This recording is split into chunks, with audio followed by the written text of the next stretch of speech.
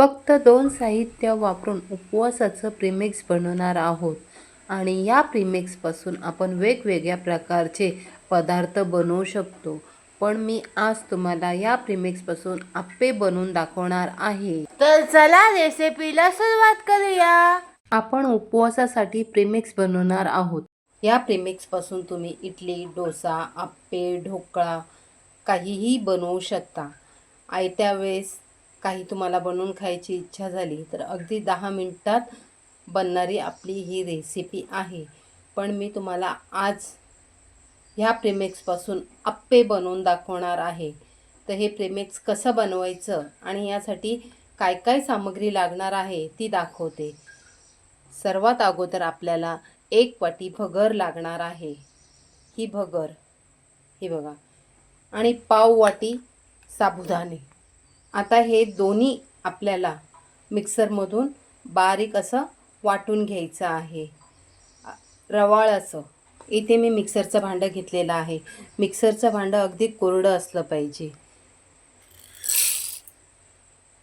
त्यात पाव वाटी साबुदाणे आणि 1 वाटी भगर टाकून घेतलेली आहे. आता मी हे मिक्सरला फिरवून घेते. इथे असं आपलं प्रीमिक्स बनवून तयार झालेलं आहे. तुम्ही बघू शकता. बघा असं रवाळ आपण मिक्सरला दळून घेतलेलं आहे. आता हे तुम्ही कुठल्याही एअर कंटेनरमध्ये भरून ठेवू शकता. मी इथे एक प्लास्टिकची बरणी घेतलेली आहे, त्यामध्ये हे टाकून ठेवणार आहे. आणि आपल्याला ज्यावेळेस करायचं असेल त्यावेळेस मी यापासून वेगवेगळ्या रेसिपी करू शकते. असं मी बनवून घेतलेलं आहे प्रीमिक्स. हे प्रीमिक्स फ्रीजच्या बाहेर 1 महिना आणि फ्रीजच्या आत ठेवलं तर 2 महिने राहतं. आता ह्याच प्रीमिक्सपासून मी तुम्हाला आप्पे कसे बनवायचे ते दाखवते. इथे मी एक छोटा टोप घेतलेला आहे. त्यामध्ये आपण बनवून घेतलेलं 1 वाटी प्रीमिक्स घेत आहे. 1 वाटीसाठी अगदी पाव वाटी दही टाकून घेतलेली आहे. चवीनुसार मीठ, थोडंसं जिरं, 1 मिरची कापून घेतलेली आहे, 1 चिमूटभर खायचा सोडा आणि 2 चमचे पाणी, 1 चमचा भरून शेंगदाण्याचा कूट टाकून घेतलेला आहे. आणि आता हे सर्व मिश्रण आपण व्यवस्थित असं मिक्स करून घेऊया. सुरुवातीला जास्त पाणी टाकायचं नाही, असं मिश्रण व्यवस्थित मिक्स करून घ्यायचं. मी थोडा अजून पाणी टाकून घेते कारण मिश्रण खूप कोरडं आहे. त्यासाठी आपल्याला लागेल तसं थोडं थोडं पाणी टाकायचं, एकदम टाकायचं नाही.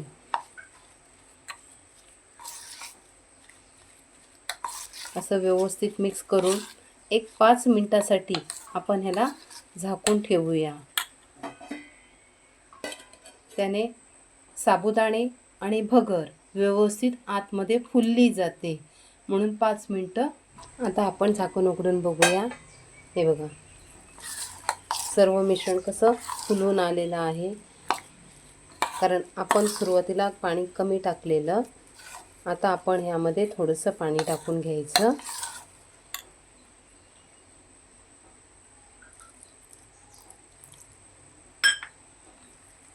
आणि व्यवस्थित असं आपल्याला हे मिश्रण हलवून घ्यायचं आहे. हे बघा अशी आपल्याला कन्सिस्टन्सी हवी आहे. शेंगदाण्याचा कूट टाकल्यामुळे ना आप्पे खायला खूप छान लागतात. आता आहे ना मी गॅसवर आप्पे पात्र ठेवून घेतलेलं आहे आणि त्यामध्ये थोडंसं तेल सोडून घेते. तुमच्याजवळ जर ब्रश असेल तर तुम्ही ब्रशनीच आप्पे पात्राला तेल लावलं तरीसुद्धा चालू शकतं. मी नारळाच्या किसीने लावत आहे आणि अगदी छोटे छोटे आप्पे पात्रात मावतील अशा पद्धतीने आप्पे टाकून घ्यायचे. 1 वाटी मिश्रणात मम्मीनी 13 अप्पे बनवलेले आहेत. असे सर्व अप्पे मम्मीनी करून घेतलेले आहेत. असेच सर्व अप्पे शिकून घेऊया. आता झाकण उघडून बघूया. हे बघा असे कोपरे आपोआप सुटले जातात. आता हे अप्पे आपल्याला उलटपालट करून सोनेरी रंगावर भाजून घ्यायचे आहेत. तुम्ही बघू शकता कसे सोनेरी रंगावर झालेले आहेत. आता आपण ह्यांना काढून घेऊया. अशा प्रकारे आपले अप्पे बनून तयार झालेले आहेत. मैत्रिणींनो, तुम्हाला जर आजचा हा व्हिडिओ आवडला असेल तर लाईक करा, शेअर करा आणि आमच्या चॅनलला सबस्क्राईब करा. भेटूया पुन्हा नेक्स्ट व्हिडिओमध्ये.